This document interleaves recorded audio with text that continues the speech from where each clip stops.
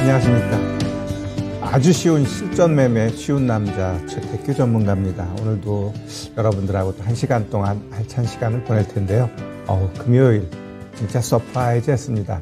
CPI 발표가 미 증시를 급등으로 만들고 또 거기서 국내 증시까지 강한 상승을 보여줬는데 또 이러한 장에서도 상대적 박탈감을 느끼시는 분들이 많은 것 같아요. 결국 왜 상대적 박탈감을 느낄까라고 했을 때 스스로가 아무것도 안 하고 움츠려 있기 때문에 그래요. 고점에서 물려가지고 지금 뭐 계좌가 마이너스에서 30~40%고 뭐 종목들 하락이 그냥 눈에 밟히는데 뭘 어떻게 할 수 없다. 맞아요. 그 심정은 이해하는데 근데 그렇게 가만히 있으면은 지금 같은 장에서 진짜 소외받을 수밖에 없습니다. 제가 반복해서 우리 시청자 여러분들한테 많이 이야기하는 게 물린 사람 대부분 다 물려 있어요. 다 물려 있어. 그러면 거기서 뭔가를 모색할 수 있는 분들은 일단 한 종목에 몰빵했어. 그거는 어떻게 해요? 그냥 하늘의 뜻에 맡겨야 돼. 그리고 비중이 일단 20% 넘어가게 되면 그 종목을 다시 비중을 늘려가지고 빠져나오기 어려워요.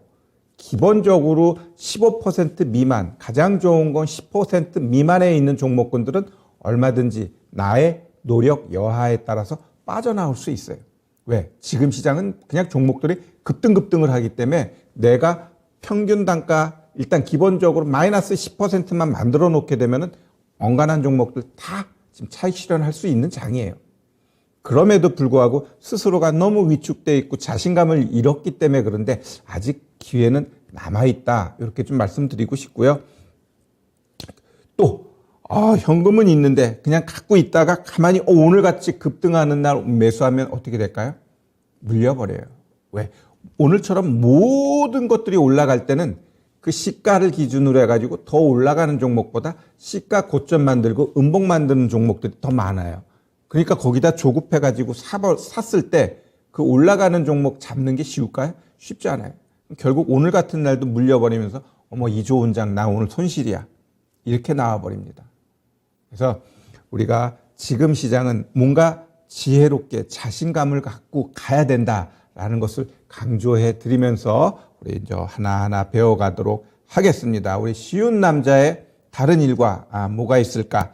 그 전에 지금 우리 시장에서 베어 마켓 랠리 이러한 표현을 많이 쓰죠. 지금 분명히 베어 마켓 랠리에서 나오는 상승 이렇게 좀 보셔야 될 것 같고요. 이 베어 마켓 랠리 그냥 우리 주린이 분들을 위해서 뭔가라고 알려줄 때 베어 마켓 약세장을 의미하는 베어 마켓에다가 상승 장세를 의미할 때 랠리라는 표현을 쓰거든요.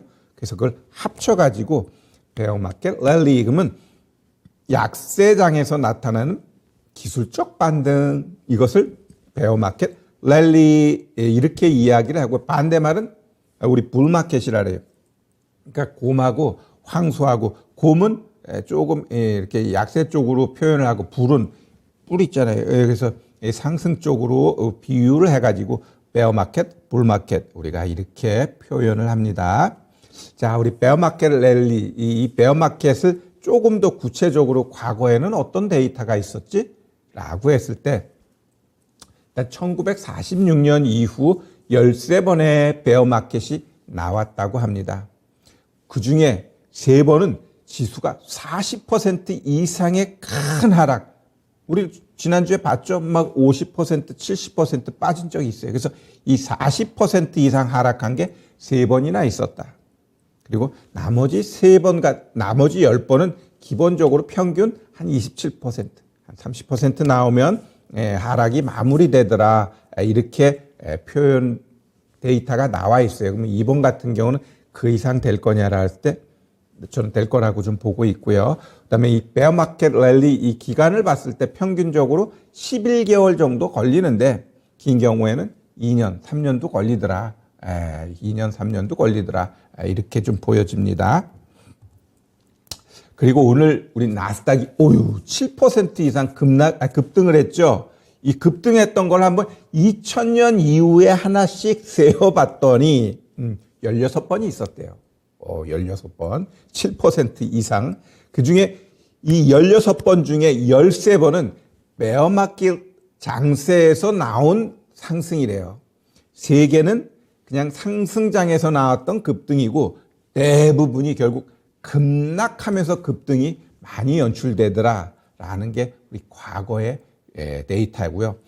그 중에서도 10% 이상 상승한 게 3번 있었고 9% 이상은 2번, 8% 이상 3번, 7% 이상은 8번이나 있었다고 합니다. 8번. 자, 그 중에서 10% 이상 했던 게 2000년 1월 3일 날 14.2%까지 올라갔고요.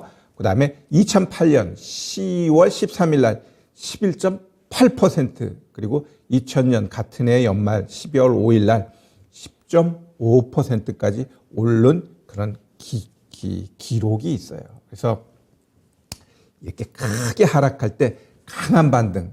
그래서 오늘 나왔던 것도 그것의 일환으로 우리가 이해하시면 좋을 것 같고요. 특히 이렇게 7% 이상 상승을 한다는 건 뭘 의미할까요? 더 간다라는 걸 의미하면 됩니다. 이렇게 올려놓고 여기서 그냥 죽인다? 그런 경우는 흔치는 않아요. 일단 더 올라가고 뭐 저점을 깨더라도 그건 나중 일이고, 일단 이러한 상승이 나오면 일단 추가적으로 몇 번은 더 간다, 최소한. 이렇게 좀 이해하시면 돼요. 역으로 우리가 시장이 하락할 때 막 마이너스 4%, 5% 나온 적 많죠. 그런 게 나오면 기술적 반등 양봉 나와도 그 이후 추가적으로 하락할 가능성 매우 높다라는 표현을 하는데 그것 또한 맞아요. 정상적이지 않고서는 4%, 5% 하락시킬 수 없어요. 뭔가 엉클어졌다는 거예요.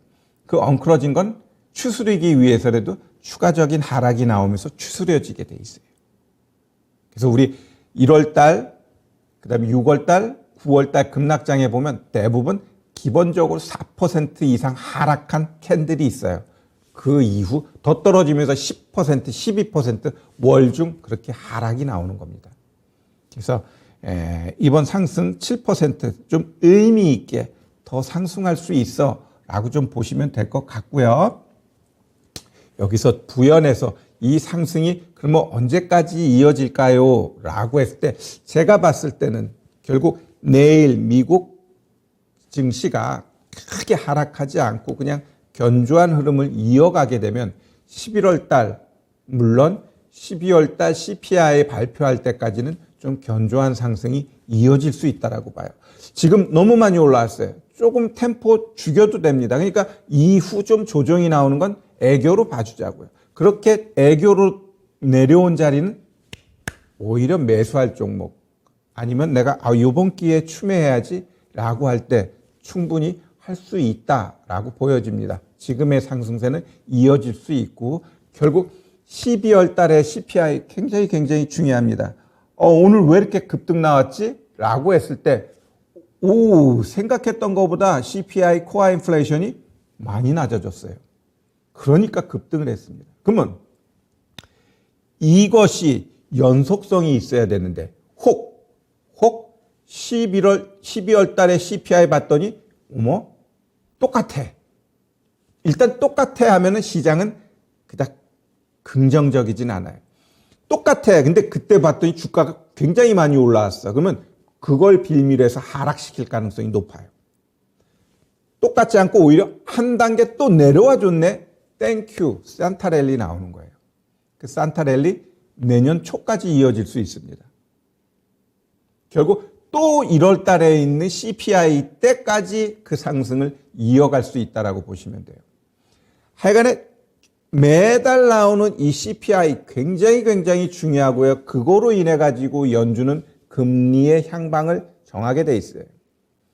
지금 얘가 이렇게 급등하는 모양새가 나오는 게 정상적이냐 할 때 정상적이지는 않아요. 왜?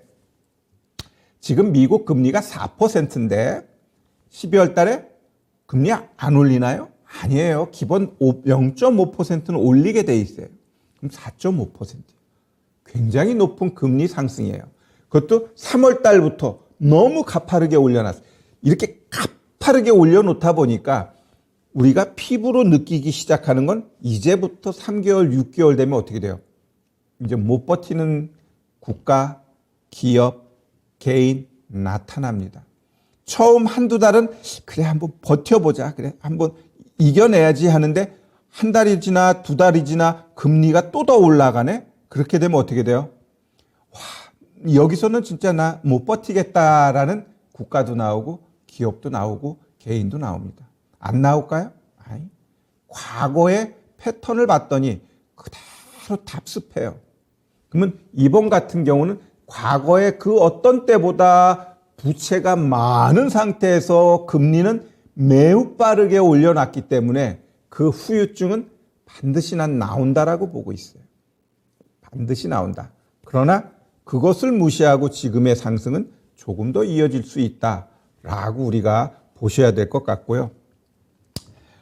우리가 주식을 할 때는 항상 크게 하락하게 되면 거기서 다 낮아빠지고 항복하고 포기하고 그러는데 거기에 기회가 있어요. 그러면 지금 여기가 바닥이냐라 했을 때 바닥은 아니지만 내가 봤을 때 무릎까지 왔어요. 이제 한 번 더 빠지면 돼. 그러면 여기서부터는 이제 미래에 대한 우리가 또 생각을 해야 돼요. 미래에 대한 생각. 그러면 이 최태규가 어떤 생각을 할까? 지금 우리가 이제 배워야 산다 이 시간은 최태규의 그냥 하루 일과를 여러분들하고 같이 공유하는 거예요.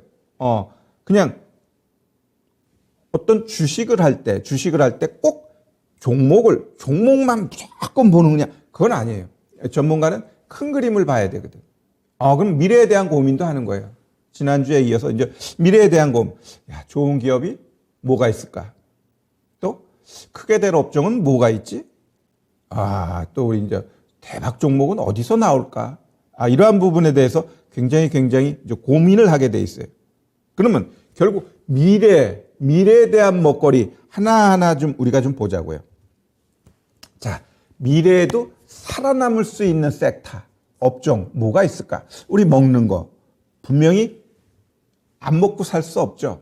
궁극적으로 몇십 년가 가지면 그냥 캡슐 하나 먹었더니 포만감을 느끼면서 할 수 있어. 그건 미래의 얘기지만 지금 뭐 1년, 2년, 3년, 4년, 5년, 10년 하여간 계속 우리는 뭘 먹어야 되잖아요. 그죠? 안 먹고 살 수는 없어. 그러면 그 먹는 거에는 변화가 있겠죠. 먹는 거는 결국 뭐 판매하는 사람도 있겠지만 뭐 우유도 있고 뭐도 있고 다양하게 있는데 여튼 먹는 거와 관련된 기업은 뭐 살았다 죽었다 하겠지만 그들은 계속 살아남으니까 그러한 업종은 영원할 거야. 이렇게 좀 봐야 될 것 같고요.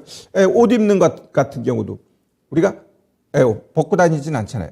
그죠? 입는단 말이에요. 그래서 이 입는 부분도 계속 이어질 수 있어. 앞으로 일단 5년, 10년 동안은 이 옷 입는 거 변하지는 않을 것 같아. 그럼 계속 관심 갖고 보는 거예요.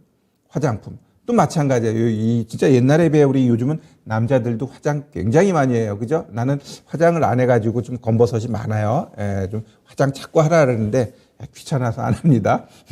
여튼 이 화장도 계속 성장할 수 있는 섹터 틀림이 없죠? 화장 안 하고 다닐 거예요? 다 한단 말이에요. 그리고 이 오락이라는 건 정말 로마 시대부터 지금까지 앞으로 미래도 오락, 유흥 이러한 것들은 계속 이어질 수밖에 없겠죠.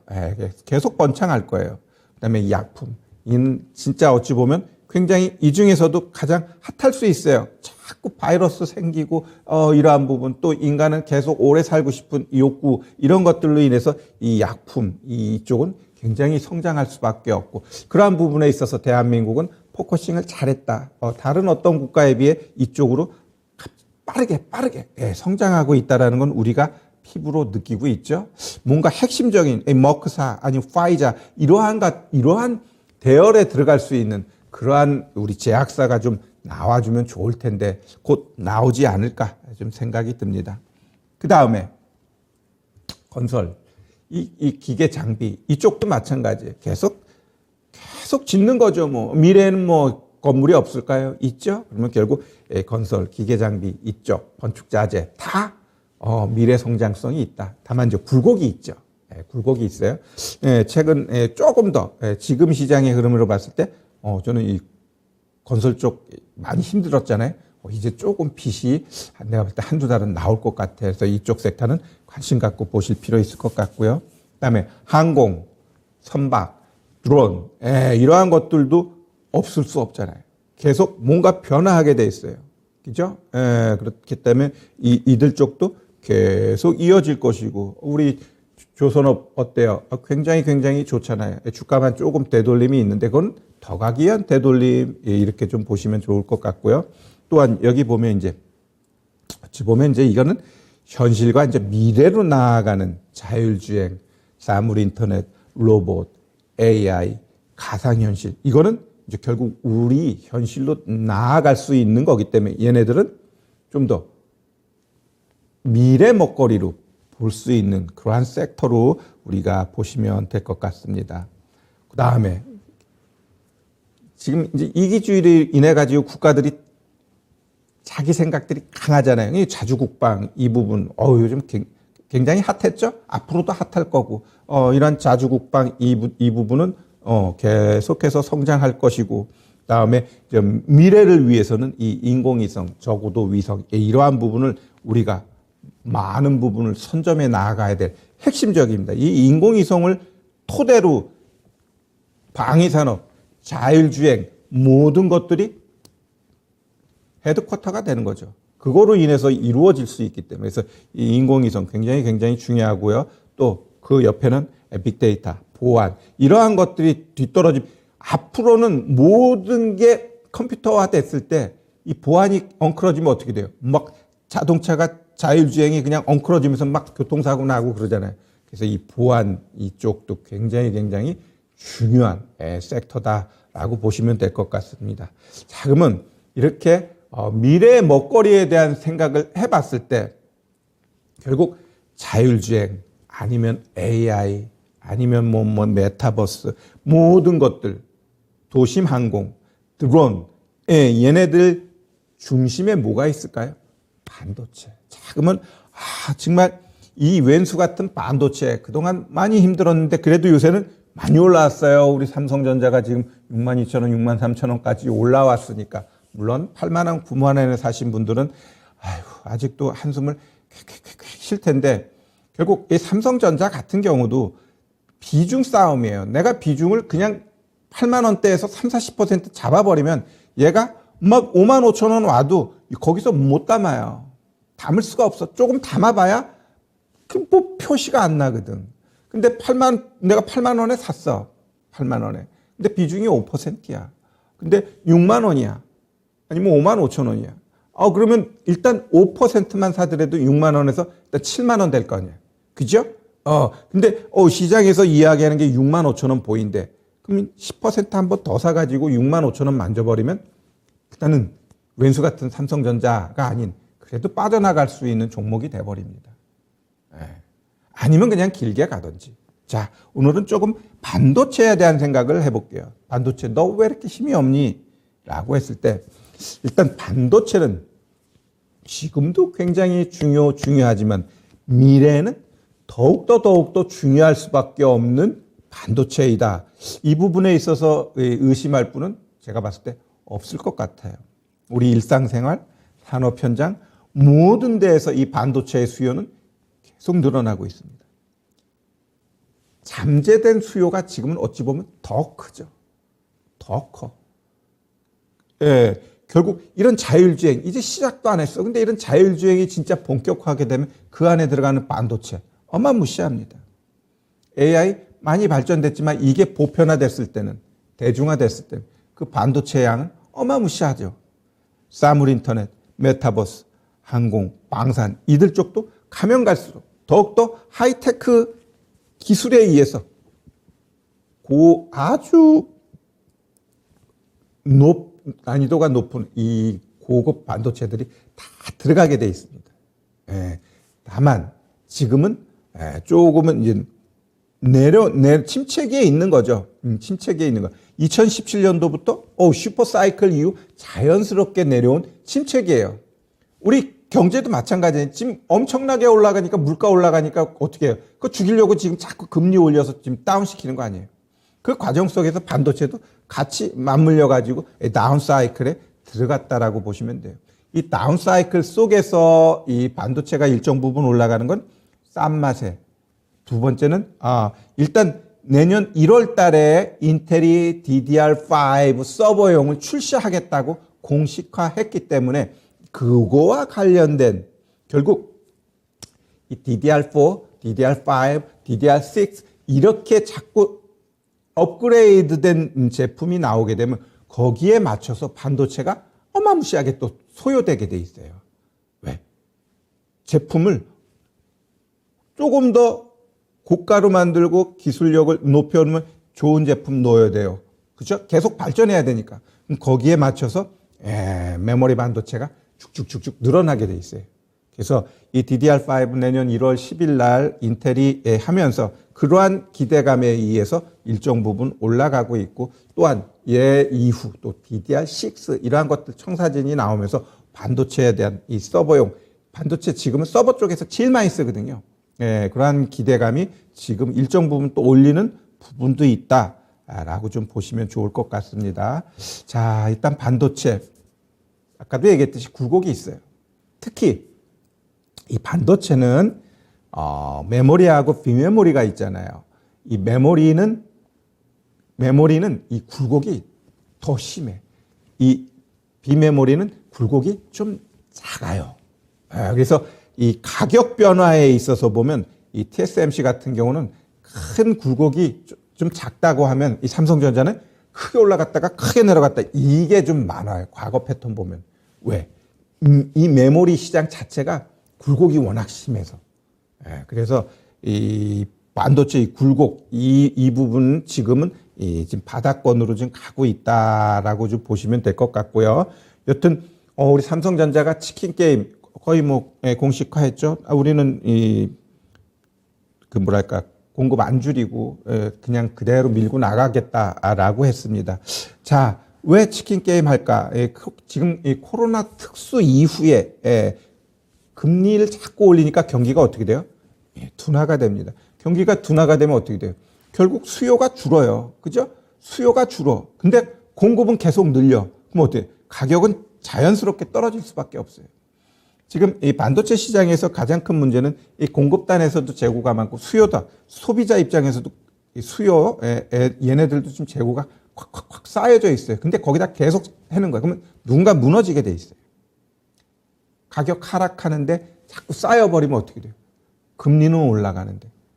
그러면은 결국은 무너질 수밖에 없다. 이게 바로 치킨 게임이에요. 자, 그러면 우리 여기서 한 걸음 더 나아가서 반도체 역사의 치킨 게임을 한번 보면 그게 3번 있었어요. 3번. 2007년도에 대만 제조사가 생산을 막 올렸어요. 단가 낮춰버렸지. 어차피 지금 이제 삼성전자처럼. 그랬더니 그 당시에 2007년이면 2008년 금융위기하고 딱 맞닥뜨리던 시기이다 보니까 독일 키콘다 세계 2위 기업인데 파산해버렸어요. 치킨게임 무한 때. 그 다음에 2010년도에 또 대만이 이 제조사 중심의 치킨 게임을 또 했어요. 그랬더니 이번엔 세계 3위 일본 LP다가 꼴까닥 지금 2위, 3위 무너져 버리면서 결국 삼성전자, SK하이닉스, 그다음에 미국 마이크론 이렇게 3개가 이렇게 딱 어찌 보면 이제 틀이 잡혔어요. 그리고 2016년 같은 경우는 중국 칭화유니그룹이 디램 시장 진입 선언을 했는데 결국 이거는 미중 무역 분쟁 이거를 유발시키면서 오히려 그들이 어려움을 겪게 되는 그러한 게임이었다라고 우리가 보시면 될 것 같습니다. 우리 이제 조금 더 이러한 것들을 알아야 미래에 또 지금의 반도체의 흐름을 우리가 이해할 수 있는 거예요. 이러한 깊이 있는 생각도 해줘야지 삼성전자가 하락했을 때 그냥 무조건 한숨만 쉴 게 아니라 뭔가 돌파구를 어떻게 찾아야 되지? 반도체에 대해서 좀 공부를 하는 거예요. 그래서 일단 1980년도 같은 경우는 미국하고 일본, 그 당시에는 이 둘이 G2였어요. 일본의 성장세가 어마무시했죠. 그러니까 이제 미국이 어때요? 지금 중국 제동 걸듯이 일본 제동 확 걸어버렸어요. 일본 반도체가 폭망을 했는데 왜 했냐면 그 당시에도 미일 반도체 협약을 맺어가지고 일본의 반도체 기업 니들 미국 내에다가 공장 증설하고 해 라고 했더니 일본 입장에서는 또 안 할 수 없잖아요. 했어. 갔더니 그냥 인건비에다 모든 고정 비용이 너무 높다 보니까 일본 기업들이 폭망했어요. 그러면서 우리 한국하고 대만이 어부지리로 성장하게 됐습니다. 지금 2000년도에 와서는 결국 그전에는 PC용이 주류를 이뤘다고 한다면 지금은 모바일, 서버 이쪽 반도체가 이제 주류를 이루고 있어요. 미국이 이제 중국을 견제하면서 반도체 시장이 각자 도생의 시대로 들어갔고 이 각자 도생으로 인해 가지고 결국 치킨 게임이 다시 발생합니다. 초기에 이제 과잉 투자에 따른 공급 증가가 이제 막 생겨요. 그로 인해서 같이 줄이면 좋은데 누군가가 안 해. 지금 삼성전자처럼 이제 치킨 게임이 결국은 또 발생됐다라고 우리가 좀 보시면 될 것 같고요. 이 미래의 반도체 시장은 보통 우리가 H시대라고 이렇게 이야기를 합니다. 결국 미래는 거의 모든 것에 반도체가 투입되어 있을 것이고 그 중심에는 가전이면 가전, 공장 자동화, 로봇, AI, 자율주행 등등등등.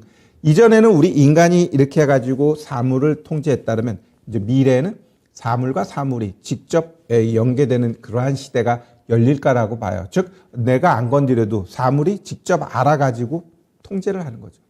그러한 시대에 이를 거라고 보고 있고요. 그렇게 되면 결국 반도체는 무궁무진하게 쓸 것입니다. 지금 이렇게 저가용은 결국 중국이 다 맡으면 되는 거고 결국 지금 미국이 중국 싹 자르고 중국의 그 고퀄리티의 반도체는 진입 못하게끔 어차피 기술은 미국이 갖고 있기 때문에 그거에 대해서 통제를 하게 되면 생산을 할 수가 없어요. 앞으로 더 나아갈 수가 없어요. 네. 그렇기 때문에 결국 이 반도체는 우리 삼성전자가 길을 잘 선택해 나아가게 되면 무궁무진하게 더 성장할 수 있어요. 지금 6만 전자가 12만 전자, 15만 전자. 그건 이제 자기 할 탓이죠. 모든 기업이 그렇죠. 자기가 잘해야지 잘못하게 되면은 안 돼요.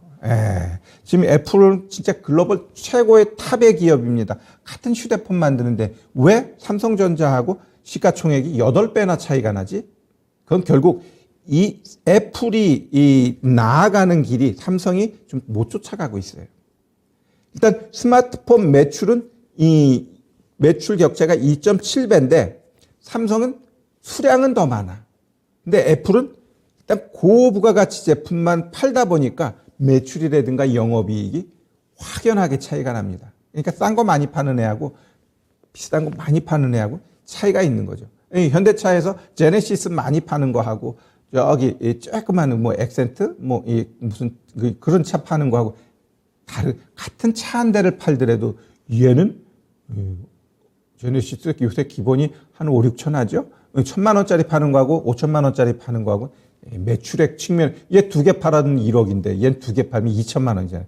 거기서 나오는 또 영업이익도 확 차이가 나고 그렇게 보시면 될 것 같습니다. 그럼 애플이 왜 이렇게 다를까라고 할 때 얘네 같은 경우는 부품 효율화를 잘했어요. 얘네 자체적으로 만든 칩셋 이것을 모든 제품에다가 다 같이 호환할 수 있게 만들어 버렸어요. 그러니까 애플 매니아층이 생기는 거죠. 애플은 이걸 하게 되면 딴 데 못 가게끔 만들어 버리는 거예요. 근데 자기가 만들었어. 근데 이 하나 만든 거 가지고 여러 개를 쓸 수 있어. 그럼 뭐해? 원가가 절감돼요. 원가 절감되는데 비싸게 팔아먹어. 그러면 어떻게 돼요? 영업이익이 자연스럽게 늘어날 수밖에 없는 겁니다. 그래서 이 삼성전자 같은 경우도 일단 소프트웨어 생태계 구축을 지금과는 다르게 좀 더 잘 해야 되는데 여튼 그러기 위해서는 삼성전자가 이 비메모리 쪽으로 나아가야 돼요. 일단 자기 스스로가 잘 안 되고 있어요, 지금. 우리 삼성전자에서 야심차게 몇 년째 내놨지만 AP, 엑시노스 수율이 안 나와요. 잽이 안 되는 거다. 애플은 딱 내놓으면 뭐랄까, 퀄리티 자체가 달라요. 그러니까 제품이 좋은 거거든요. 그래서 결국 삼성전자가 이쪽으로 능력이 안 되면 뭔가를 M&A를 하든 정말 뭔가 엄청난 기술자를 데리고 오든 그러한 노력이 좀 필요하고요. 그랬을 때는 분명히 시장이 바뀔 거다. 왜? 메모리하고 비메모리하고 시장 규모가 3대 7이에요. 이 3에서 대장하는 것보다 7에서 2등, 3등이 더 낫다라는 거지. 그렇기 때문에 삼성 같은 경우 지금 애플 여기서 보셔도 하지만 이 연구 인력 개발이 얘는 2만 명인데 1,500명이래. 여기서부터 차이가 나는 겁니다. 여튼 우리가 이렇게 이제 하나하나 보면서 삼성전자가 잘하지만 또 애플하고 비교해 봤더니 많이 좀 나아가야 될 부분이 있겠구나라는 걸 우리가 좀 느꼈고요. 여튼 지금 보니까 단기적으로 1월 달에 있는 DDR5 이거 모멘텀은 아직은 살아있다. 처음 그거 발표했을 때 딱 치고 갔다가 그 관련된 종목군들은 조금 횡보해요. 왜? 어차피 그 모멘텀으로 가기 위해서는 올렸다 좀 조정줬다 또 올렸다 이러한 모멘 가게 돼 있거든요. 그래서 아직은 DDR5 관련된 종목군들은 유효하다라고 보시면 되고요. 뭐 참고로 DDR5 관련된 종목은 아비코전자, TLB 아니면 심텍 이런 종목군들이 가장 대표적인 DDR5 관련된 종목이다라고 좀 보시면 좋을 것 같습니다. 그래요. 그래서 오늘은 반도체에 대해서 한번 좀 생각해 봤어요. 결국 미래의 먹거리 이런 거 있는데 거기에서 결국 미래의 핵심이 될 수 있는 건 반도체가 또 많이 들어가야 되네. 그럼 이 반도체의 역사를 알아야 또 미래를 알 수 있는 거기 때문에 이렇게 하나하나 우리가 가지치기 하면서 생각한다면 또 미래에 대한 것도 우리가 충분히 가능성을 또 엿볼 수 있는 거예요. 그러면 이 반도체 관련된 종목 얼마나 많이 진짜 수백 개 있어요. 그죠? 수백 개 있어. 그래서 그러한 것들은 또 추후 우리가 또 알아보도록 하고요. 자, 우리 계속 공부했던 거 이제 또 이렇게 이제 미래에 대한 생각했으면 또 이제 다시 디테일하게 종목 코드를 통해 가지고 또 이제 배우는 이 시간을 갖도록 하겠습니다. 오늘은 0258, 0250, 0251 이러한 것들이 무언지 하나하나 짚어보도록 하겠습니다. 자, 우리 여기 있죠? 여기다가 이제 종목 코드를 쓰는 거예요. 0258 딱 쳤더니 이런 게 딱 떴어요. 이게 뭔가라고 딱 보면은 이 개인, 기관, 외국인 있죠? 여기 보면 개인, 기관, 외국인. 근데 여기 보니까 추정 평균가. 즉, 3개월 내가 갖고 있는 종목, 이거 아까 이제 종목 상담할 때 했던 이제 하치라는 종목인데 3개월 동안 개인이 평균 매수 단가가 6,500원이고 기관이 7,600원, 외국인이 6,100원. 요렇게 갖고 있구나. 매도는 요렇게 했구나. 요것을 완벽하진 않지만 이 증권사에서 나름대로 기계화해가지고 나타내준 표예요. 좋죠, 이거. 그러니까 내가 지금 요거를 사고 싶은데 그러면 여기서 잘 보면 나는 요거 한 달만 보고 싶어. 그럼 요거 한 달 1개월 누르면 돼요. 그럼 1개월 했더니 어떻게 돼요? 아까하고 가격이 확 바뀌면서 거의 이제 비슷해졌어요. 그죠? 외국인 5,170원, 기관 5,300원, 개인 5,280원. 매도는 요런 가격. 거의 비슷해요. 최근 한 달 동안은. 왜 그럴까? 한번 차트 한번 볼까요? 횡보한 거 아니야? 봤더니 그닥 올라간 것도 없고 내려간 것도 없죠. 그러다 보니까 이래. 그러니까 여기 한번 푹 치고 올라가면 여기서 이제 평균 단가가 바뀔 거예요. 다시 요거를 한 3개월 놓고 보자. 3개월 딱 놓고 보면 가격 차이가 이제 나버리는 거예요. 그러니까 기관이 제일 고점에서 물렸네. 올라갈 때 샀다라는 거죠. 이런 식으로 이 0258을 치면 개인, 기관, 외국인 얘네들의 평균 매수 단가, 평균적으로 얘네가 얼마에 매도했지 요거를 알 수 있는 코드다라고 보시면 좋을 것 같아요. 이해되시죠? 그 다음에 0251 땅 치면 요건 뭐냐면 오늘 또는 뭐 어제 아니면 한 달 기간으로 해가지고 증권사들의 순매수, 순매도를 나타내는 거예요. 하츠 딱 봤더니 오늘 한국투자증권이 순매수 6,000주 했네. UBS 증권이 3,000주 매도했네. 이렇게 그 다음에, 나 한 열흘 기준으로 보고 싶어. 열흘 땅 쳐봐요. 열흘로 했더니, 우리 개인 키움이 제일 많이 샀네. 그 다음에, 너무 작다. 우리 그냥 삼성전자 놓고 볼까요? 자, 삼성전자 놓고, 열흘 동안 봤더니, 외국인들이 역시 주주장창 샀죠? UBS 증권이 제일 많이 샀네. 골드만이, JP 이런 식으로. 그 다음에 매도는 한국투자, 키움 이런 식으로 매도했구나. 이렇게 알 수 있어요. 그러면 여기서 요 UBS 증권 콕 친 다음에 요 옆에 있는 걸 콕 누르잖아요. 그러면은 UBS 증권이 매일매일 매수 매도했던 거를 보여주는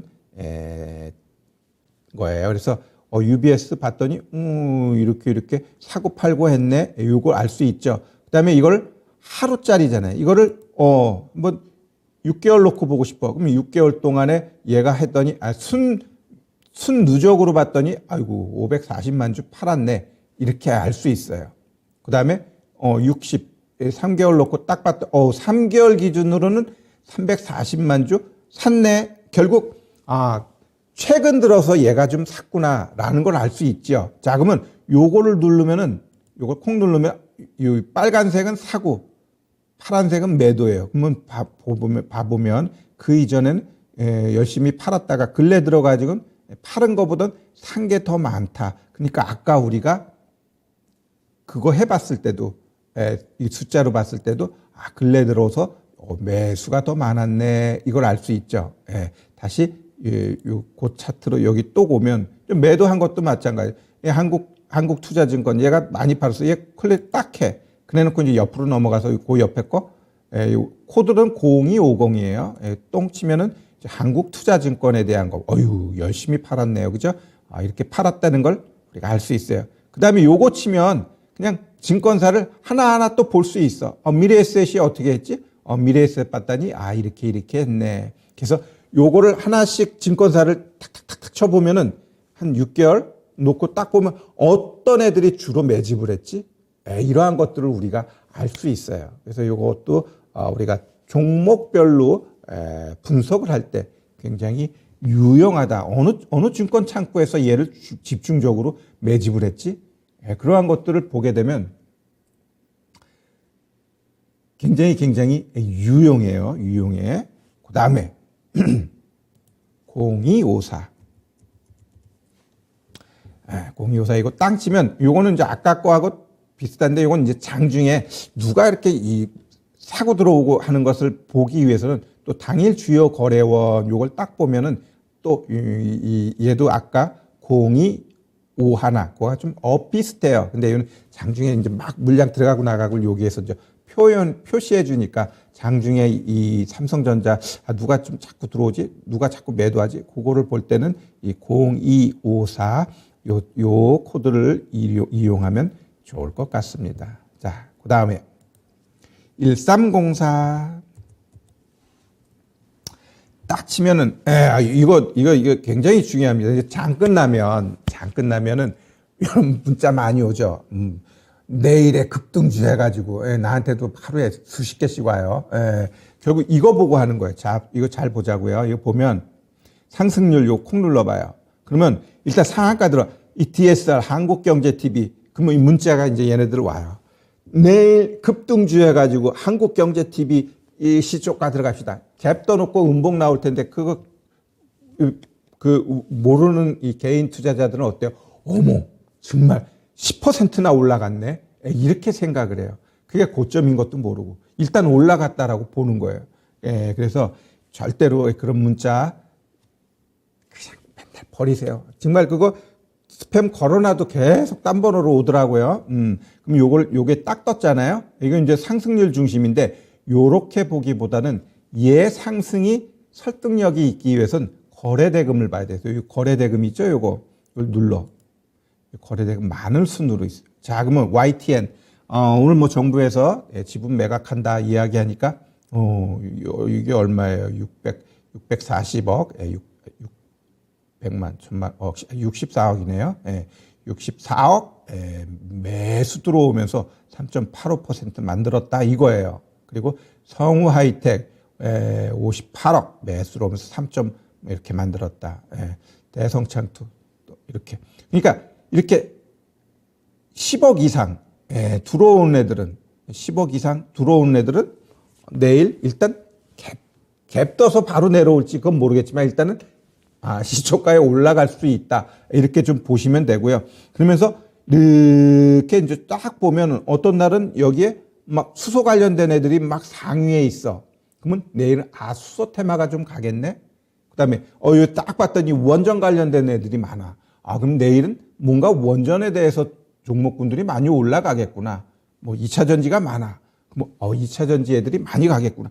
이렇게 알 수 있는 거예요. 그래서 여기 이렇게 이제 하나씩 내려보는 거예요. 그래서 이렇게 일단 뭐 9억, 10억 뭐 이렇게 있는 애들은 내일 일단은 한번 뜨고 시작하겠구나. 이렇게 이해하시면 돼요. 그래가지고 이렇게 내리면서 일단 억 이상 들어온 애들, 뭐 요새 두산 테스나도 잘 가고 있죠. 스피어셀 뭐 이런 애들 보시면 돼요. 그다음에 하락도 이제 조심해야죠. 그러면 이제 특히 하락도 거래대금 많은 애들 수준으로 아이고 오늘 많이 올라왔으니까 카카오뱅크 그래도 크게 빠지지 않았다라는 건 그냥 마감 때 그냥 여기서라도 좀 팔자라는 생각으로 팔았을 가능성이 높아요. 오늘 급등한 다음에 물량 나오면서 한 2% 이내로 하락한 건 내일 하락보다는 또 갈 확률도 반반이에요. 그렇기 때문에 팔았기 때문에 문제 있어요? 꼭 그렇게 볼 필요는 없어요. 팔았는데 막 이렇게 6% 빠지고 뭐 이러면 좀 문제가 있는 거예요. 이러면 좀 문제가 있는 거예요.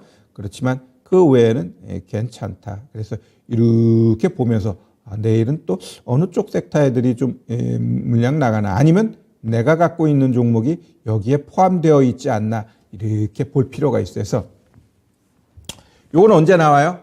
6시 끝나면은 딱 이제 정리가 돼요. 4시부터 6시까지는 얘가 계속 매매가 되니까 거기서는 그냥 어느 정도 흐름만 알 수 있는 거고 6시 딱 끝나게 되면은 1304 땅 쳐가지고 오늘 시간에서 어떤 종목들이 상승했고 어떤 종목들이 하락했지 그것을 보는데 굉장히 유용하고 이거는 꼭 봐야 된다. 꼭 봐야지 내일 시장의 흐름 그리고 또 내가 갖고 있는 종목이 여기 끼어 있는데 상승을 했어. 그러면 한번 찾아보면서 왜 상승했지? 얘가 더 그냥 상승한 건가 아니면은 뭔가 뉴스가 있나 찾아볼 수 있겠죠. 또 하락하게 되면 이 왼수 같은 종목 왜 하락했지? 하면서 좀 찾아보고 이렇게 할 수 있는 거기 때문에 요 시간의 등락률 순위 이거는 여러분들이 꼭 필수적으로 봐야 된다. 언제 장 끝나면 이렇게 말씀드려요. 다음에 01, 61 땅 쳤더니 뭐가 나올까요? 일단 요 같은 경우는 250일 기준으로 해가지고 어찌 보면 신고가, 신저가 이거는 이제는 매매하는 사람 나 신고가 종목 쫓아갈 거야.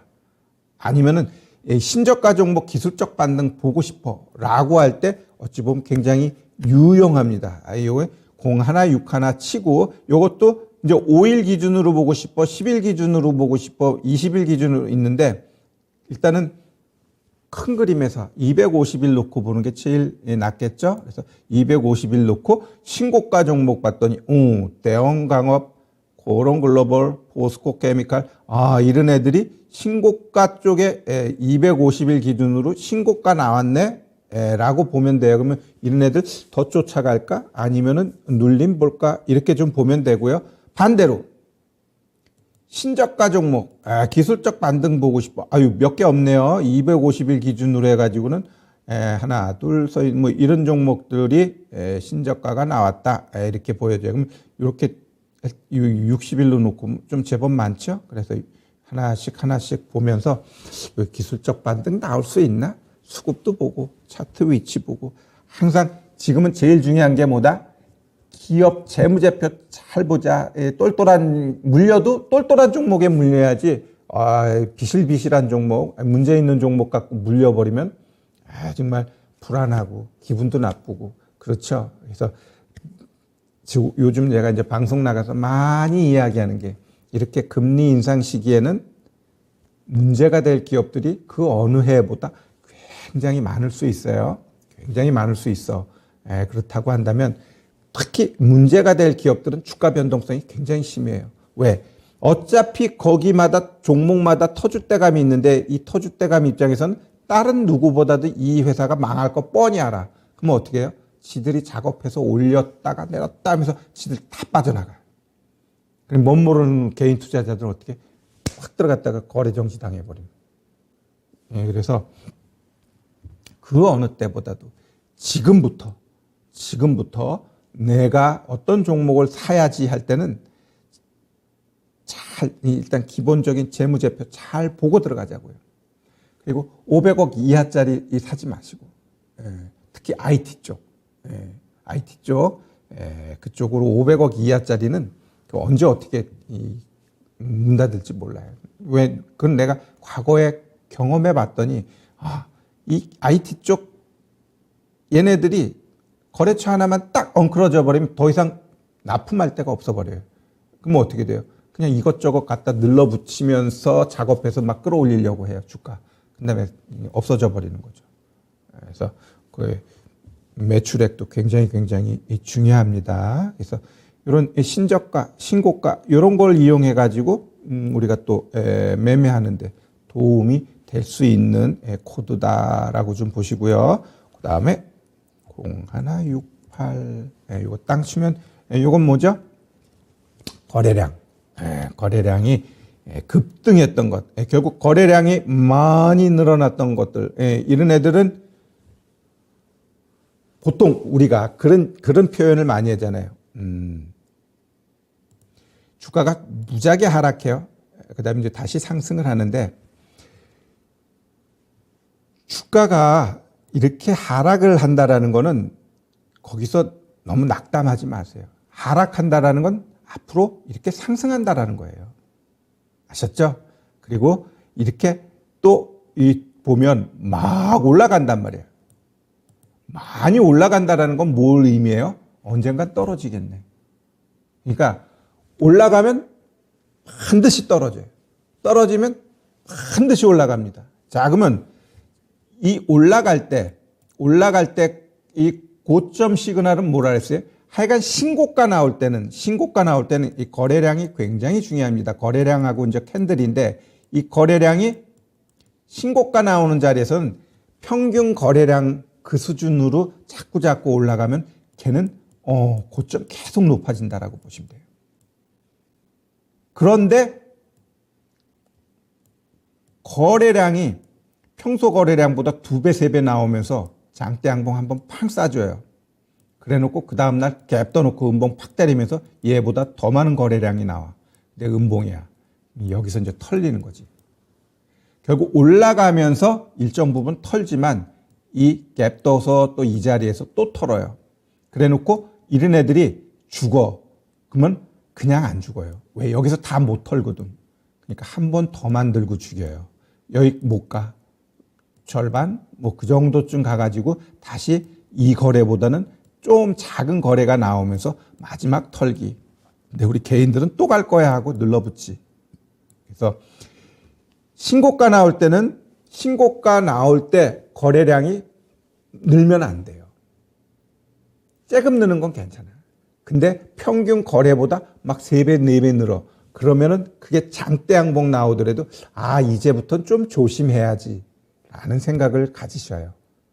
그러면 저점에서는 다시 이제 저점으로 가면 고점 공부했으니까 이 저점은 어떻게 돼요? 보통 떨어질 때 급락을 한번 유발합니다. 거래가 이빨 많이 실어버리는 거죠. 투매가 나오는 거예요. 이 투매가 3번까지 나올 때도 있어요. 그러면 그건 거의 이제 끝물이야. 그러면 바닥권에서 나타나는 건 뭐예요? 아까 하치에서도 봤듯이 거래가 없어. 거래가 없어요. 왜? 이미 다 떨어졌. 여기서는 네가 더 떨어뜨려도 난 안 팔아. 그런 사람만 남아있는 거예요. 그러니까 아주 충성 고객만 남아있는 거예요. 누구하고? 선수하고. 그러면 선수 입장에서는 이거를 매집을 많이 했기 때문에 한번 올리기 위해서 장대 양봉 나오고 거래 실어버립니다. 그러면 나머지 버티던 사람들, 그래, 니 여기서 좀 팔아. 여기서 이제 손바뀜이 일어나는 거지. 그래 놓고 다시 한번 조정 주고, 그러면서 다시 올려버리고, 이렇게 반복해 가게 돼 있어요. 그래서 바닥권에서는 거래 없는 게 당연한 거고, 결국 그러한 종목을 같이 찾아서 매수해가지고 기다려야 돼요. 그러면 가만히 있어도 평소 거래가 2만 주, 3만 주였던 애들가 어느 날 갑자기 2만 주짜리가 100만 주가 나와요. 내가 10만 주를 매수해도 얼마든지 팔아먹을 수 있게끔 거래가 나온다니까. 예. 그래서 그런 식으로 해가지고 바닥 나오고 이제 상승이 나옵니다. 예. 그래서 이 거래량, 그래서 중요해요. 그래서 바닥권에서 거래가 평소 거래보다 막 4-5배 나와, 10배 나와. 그러한 것들은 그러한 것들만 또 찾아가지고 매매하시는 분들 많아요. 예. 중요하니까. 예. 그래서 우리가 주식을 할 때는 다양한 케이스가 있어요. 거기서 그때마다 시장이 바뀌고 종목이 바뀌고, 지금 시장은 어때요? 정말 뭐 큰 종목이고 작은 종목이고 막 급등급락을 밥 먹듯이 해요. 그럼 그 시장에 맞게끔 해야 돼. 예, 그렇지 않으면은 난 도태되게 돼 있어요. 곧 도태되게. 예. 그래서 이 거래량 굉장히 중요하다. 이렇게 좀 말씀드리고요. 이제 한 1분 조금 더 남아 있는데, 여튼, 우리 시청자 여러분들은 다음 주 시장에 대한 건 내일 미증시가 그렇게 크게 변동 주지 않으면 상승 쪽으로 갈 가능성이 굉장히 높다라는 거 이해하시면 좋을 것 같고요. 조금 더 디테일하게 좀 시장에서 어떻게 내가 대응해야 되지? 낙폭과대 종목 아니면 거래 없는 종목 이런 거 찾는 거 어떻게 해야 되지? 그거는 제가 잠시 후 7시에 공개 방송해요. 그래서 우리 시청자 여러분들 바로 컴퓨터 앞에 가가지고 최택규 공개 방송 앞에 딱 앉으셔가지고 다음 주에 대한 시장 생각 한번 같이 하는 시간 갖도록 하겠습니다. 그래도 금요일 날이 아주 서프라이즈한 상승이 나왔기 때문에 조금 편안할 것 같은데 이러한 편안함이 난 다음 주에도 이어질 거라고 봐요. 그래서 소외받고 뭔가 손실 복구하고 싶으신 분들은 잠시 후 7시 최택규의 공개 방송에 함께 하시면 답이 나올 겁니다. 고맙습니다. 다음 주에 뵙겠습니다.